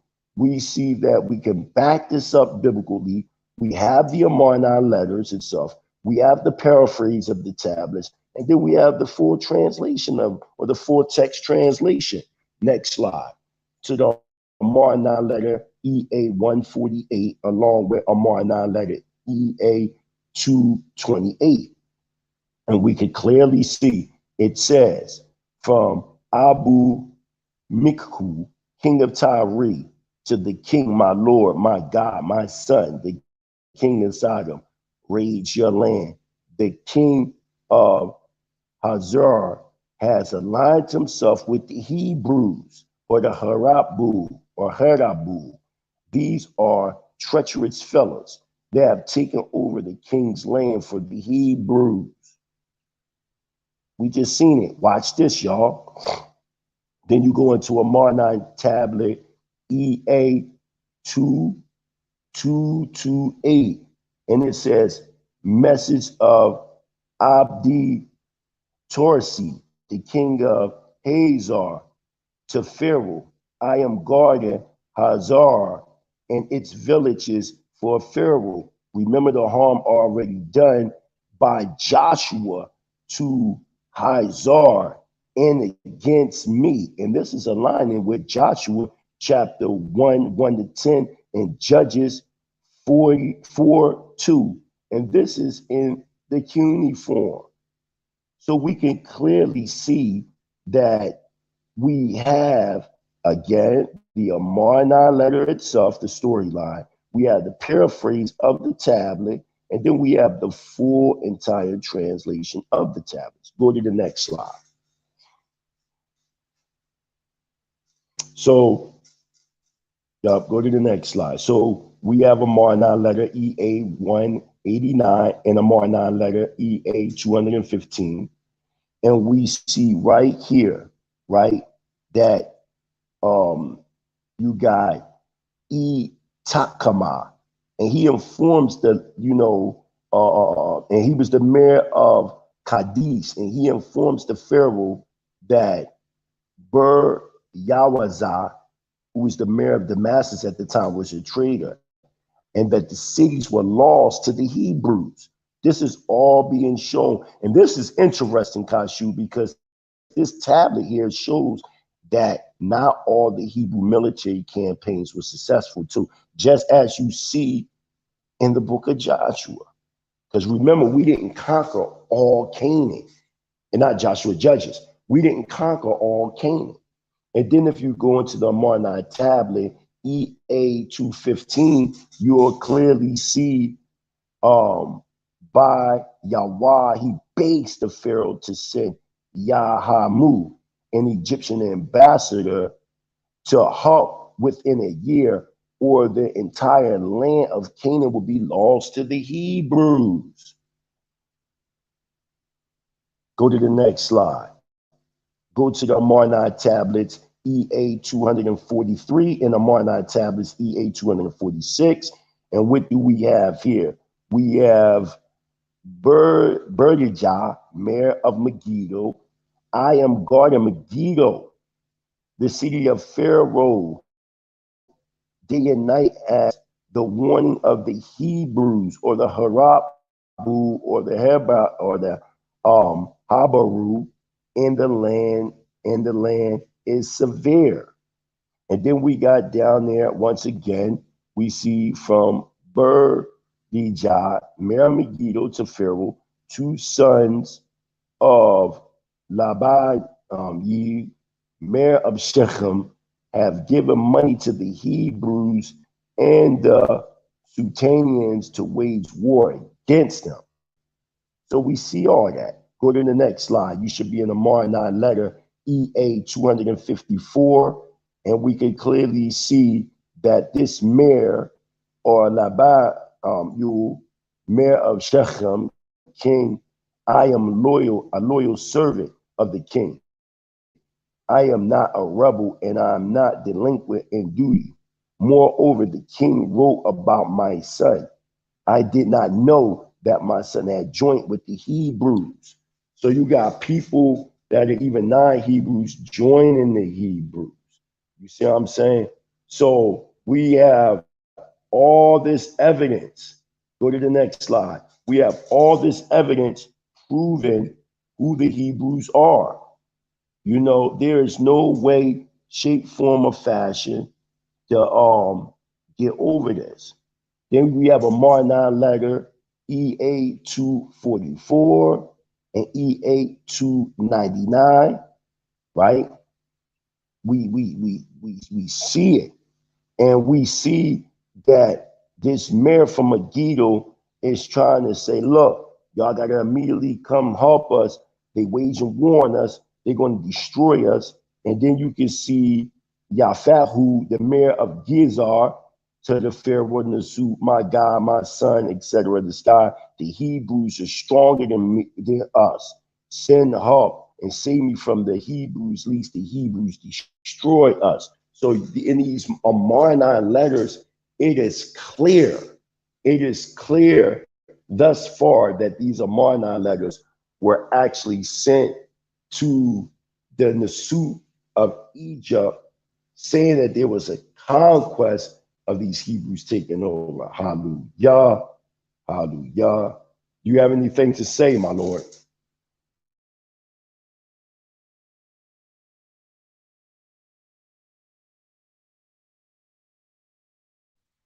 It's fine. If you have anything to say, maybe you don't, okay? But this is a powerful presentation here. I'm here with Kashyap, the Danite historian. So we see in the next letter, Amarna letter EA 298, along with Amarna letter EA 271. We seen that this Yafahu, the mayor of Gizar, to Pharaoh, may the king be informed that my younger brother, having become my enemy, enter Mahazu, and pledged himself to the Hebrews. And then down the bottom, we see from Milkali, mayor of Gizar, king, the war against me, and Suwardata, mayor of Hebron, is severe. Save your land from the power of the Hebrews. So you're seeing, again, next slide. So you're seeing this war taking place by the way of conquest. This is what you're seeing. Next slide.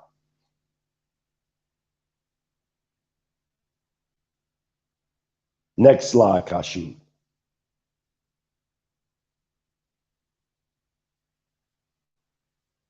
So we have here, this is an interesting tablet, the Amarna tablet, EA 284. We have the storyline, the paraphrase of the tablets, and the full text translation of the tablet, right? And you have right here from Suwardata, mayor of Hebron, I fall before you 7 times on my tummy, right?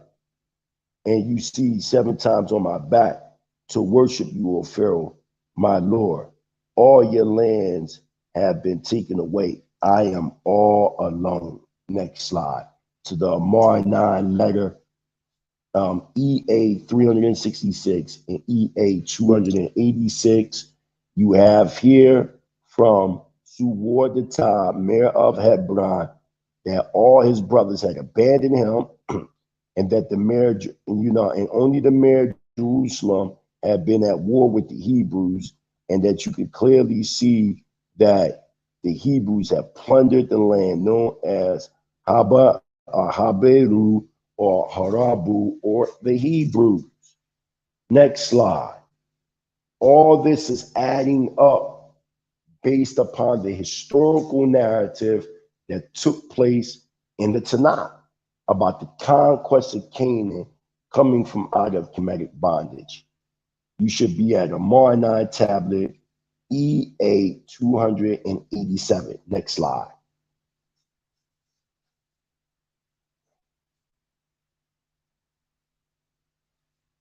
Next slide, Kashyap.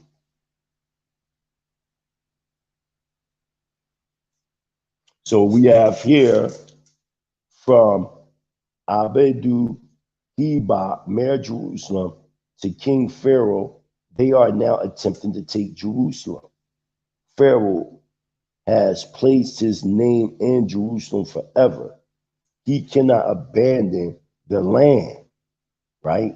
He cannot abandon the land of Jerusalem. Gezer, Escalon, and Lachish have given oil, food, and supplies to the Hebrews. Next slide. Next slide. So Amarna letter EA 323 and Amarna letter EA 329. We see Yada, the mayor of Escalon. I am guarding your city, my king. Now, one thing has to be looked at. Notice that these are all individual mayors talking about the conquest of their city territories. And if you look at the book of Joshua, this is exactly what happened. That's how we know that the Apiru are, in fact, the Hebrews. Because in the Amarna letters, you're seeing the conquest of these city states. And you see the same conquest in the book of Joshua, right? And you're seeing what they're saying, you know, in all these storylines of these Amarna letters, you're seeing this conquest, right? Next slide. You see the same thing in tablet EA 330 and Amarna tablet EA 333. You seeing these different mayors, you know, saying, listen, you gotta come in, you gotta help. If not, these Hebrews are gonna take over everything. Go to the next slide, Kashu. You know what I mean? Because basically what we're seeing now is all these different mayors in these city states asking for the Nasut or the Pharaoh or the Parah to come in and halt. You know what I mean? And you can see that this conquest is going on for years and years and years, right? And then we see here the Hebrews had taken all the cities. Not a single mayor remains. So they got rid of all these mayors. As you can clearly see, next slide. With the Amarna letter EA 289 and Amarna letter EA 290, we clearly see from Abdi, Heba, the mayor of Jerusalem, to King Pharaoh. As for Jerusalem, the king's land, we are to give the land of Shechem to the Herabu or the Harabu. And then we see down the bottom that a town near Jerusalem was deserted without archers, and all the king's land will be lost to the Hebrews. Hallelujah. I give all praise and honor to Yahweh, the supreme, intelligent, powerful one of our forefathers, Abraham, Yitzchak, and Yaakov, those striving for righteousness' sake. I say unto the family, Shalom Aleichem. Go to the next slide, Kashu. I want you to, it should be a slide of a cover of my album. I just want to play one song and then pass the microphone to you. Hallelujah. Hallelujah. This is definitely an honor and a privilege to work with Kashu. Like, I've been working with Kashu for many, many years. And I'm just so proud of him that he is one to bring out this factual information. So I'm gonna play Back to the Future. It reminds me, and this song reminds me of the Michael J. Fox movie, Back to the Future. So I put this together. Check it out off my album, Mind, Mental is Never Destroyed.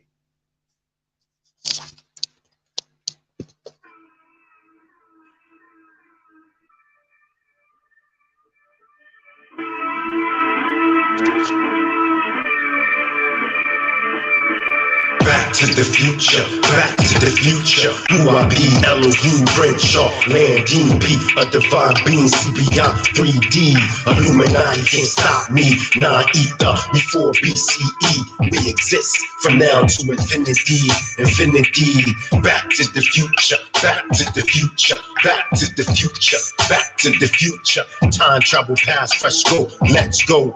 Miz, we don't play, expand, labyrinth, pinhead, boxed in, Tetris blow, tie sticks, scanners explode, mental bits into blitz.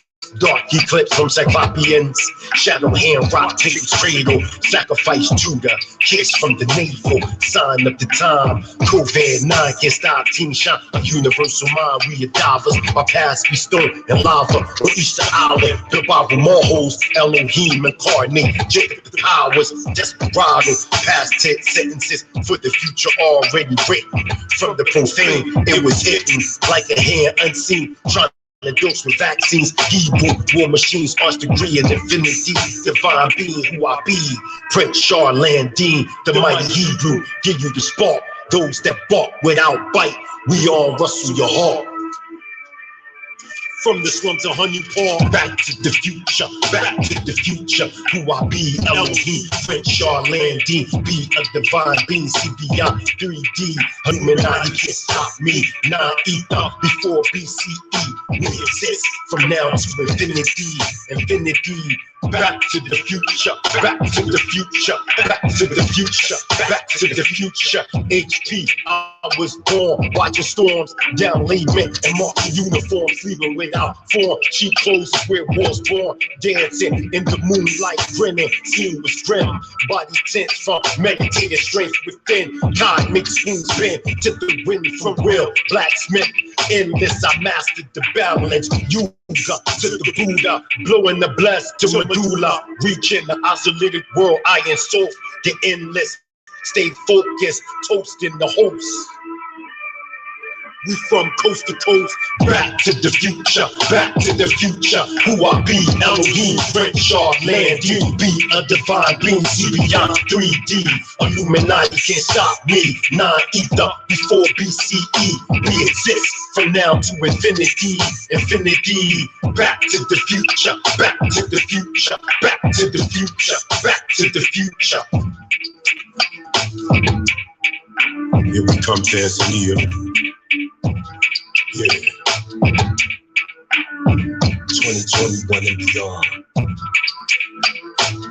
Mind, mental is never destroyed.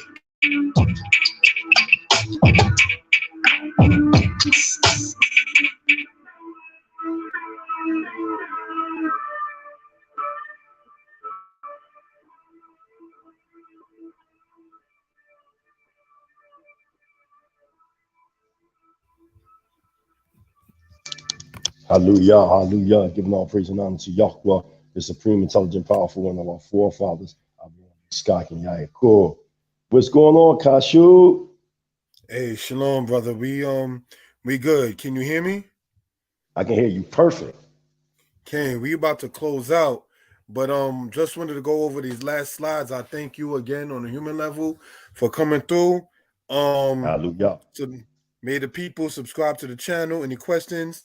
Feel free to put it inside of the comment section. And I unmuted my mic, and we're going to close out. Much respect, leaving the mic hot.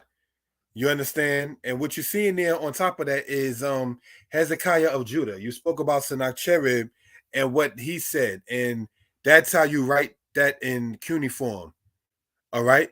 Hezekiah of Judah. All right? So we just want to point that out. Hezekiah was the 13th descendant of King David. You are what your father is. So we just want to point that out. He's mentioned inside the records of other nations. Sennacherib was also the one who fought against the Egyptians. All right. This was pointed out in the book, Egypt Talking Writing. We're going to go on to the next slide here, showing the books for edification purposes, from Assyria to America, from Avaris to Alabama. All right. From Avaris to Alabama is part of the second chapter of From Assyria to America. All right, you got the shorter version online, and then you got the bigger version online for those who do want it for reference purposes. Here we got Israelite history as it relates to the world. In that book there, I sold the catacombs of ancient Israel, or the catacombs that show ancient Israel and everything like that. You know, before the era of James Usher, before the era of people in the Renaissance, later on after that, trying to make everything white and everything, showing that ancient Israel was definitely people of color. The Russians painted Israelites as black. You understand? So just wanted to point that out for reference purposes and so forth. All right, this book is written on, or pardon me, is published through Amazon. Let me say it like that. All right, we're going to close out soon here. We got book on Deuteronomy 28 and the small one. The bigger one there, pen named in honor of my father. All right, Vincent Hutchinson. And then my Hebrew name on the other side, Yeshiah Israel.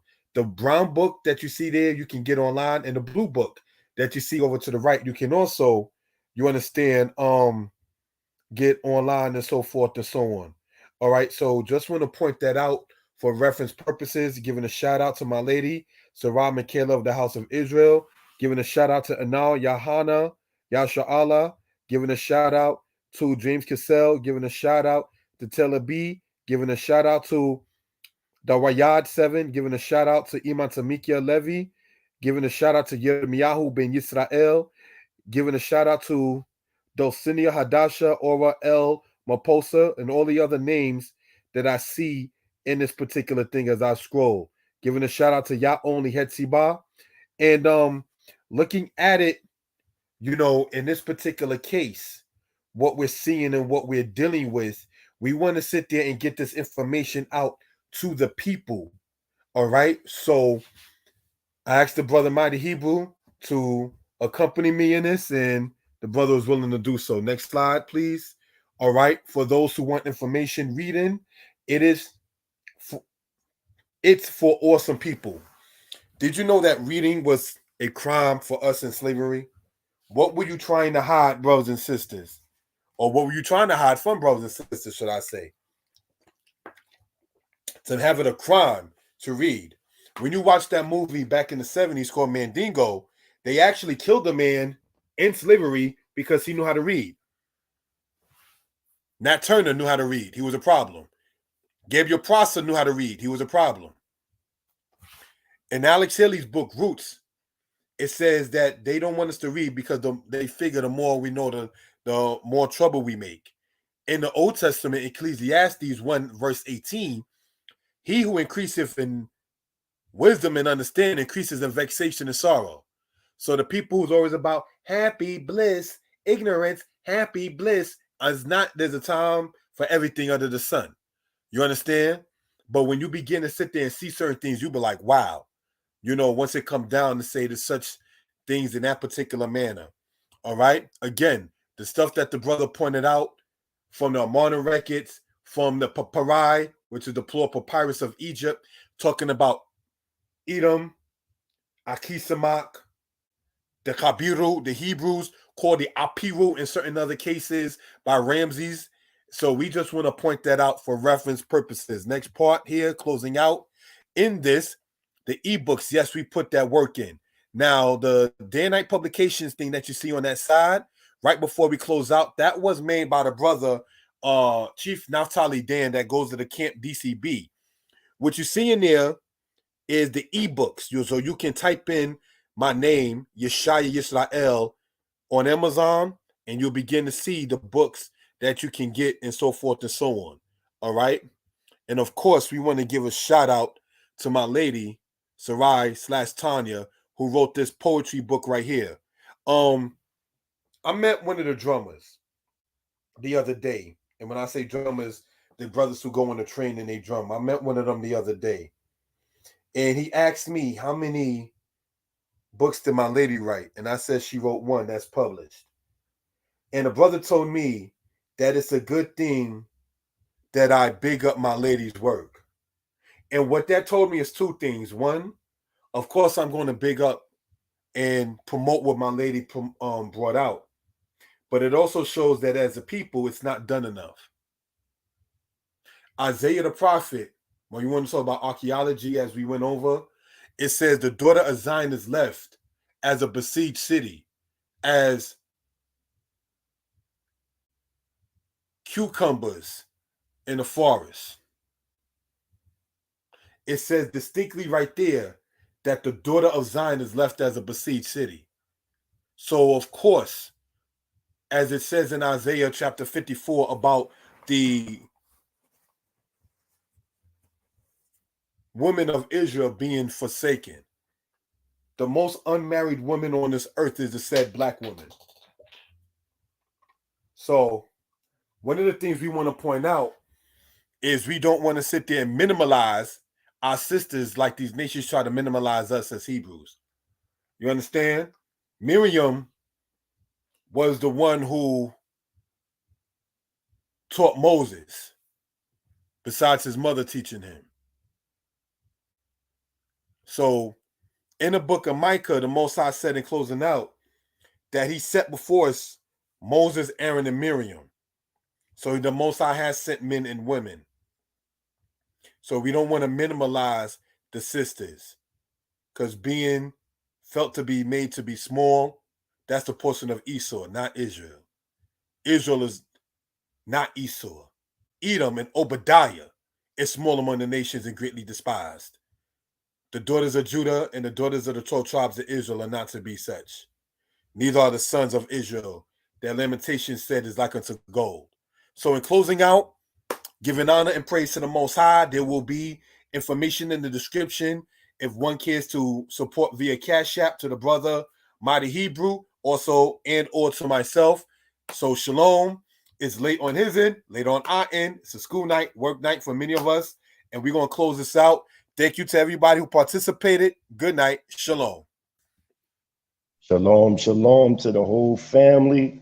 It was definitely an honor. It was definitely a privilege to work with you so close. Kashu, you're definitely a true scholar. And before everybody go, I leave y'all with Beat Street as it go off. Give a shout out to all the pioneers before us that came before us. Hallelujah. Hebrew Israelite sovereign nationalism has risen worldwide. Hallelujah.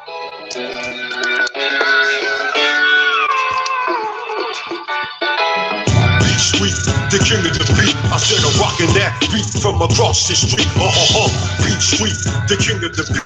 I said I'm rocking that beat from across the street. Beat Street, the king of the beat. I said I'm rocking that beat from across the street. Beat Street is a lesson too. So don't let the street beat you. We crush rules, why you move to the sound of the boom. Rap before hip hop turned to rap. Beat Street, the king of the beat. Great dance harder than De Niro, thunder and heat. We rock beats like state beat across all streets. Wild style like who hurt. Putting in work as women jerk from cutting and scratching. Long live Jay the Jam, master of wax. Just transform up with jazz, lyrical leap. What was fucking nasty with soul sonic force, holding the torch, cause forces, the pop into life forces. Graffiti on the walls became our hieroglyphics. Israelites and God bodies rock the scientific. In the ghettos of Gosha, to God's chosen, we public enemies, all school, all nowhere. Beat Street, the king of the beat. I said I'm rocking that beat from across the street. Beat Street, the king of the beat. I said I'm rocking that beat from across the street. Beat Street, the king of the beat. I said I'm rocking that beat from across the street. Beat Street is a lesson too. So don't let the street beat you. We was there in the past. Meet your future tribal shooter and feel the rhythm of beat through concrete. Respect Curtis Blow and graffiti wicked writers. MCLB, legendary. Kumo D, treacherous green. Parkside, 552 Schoolie D on the wheels. Still cash money, long live MC Breeze, fresh like Dougie, Sex Machine, Bahama D, Scott the Rock, BBP, glamorous lives like School C, completeness, rest Easy E, walking nightmare like Ice-T. This is how we chill from 2-1 until we meet with mega heat and brew under concrete. Beat Street, the king of the beat. I said I'm rocking that beat from across the street. Beat Street, the king of the beat. I said I'm rocking that beat from across the street. Beat Street, the king of the beat. I said I'm rocking that beat from across the street. Beat Street is a lesson too. So don't let the street beat you.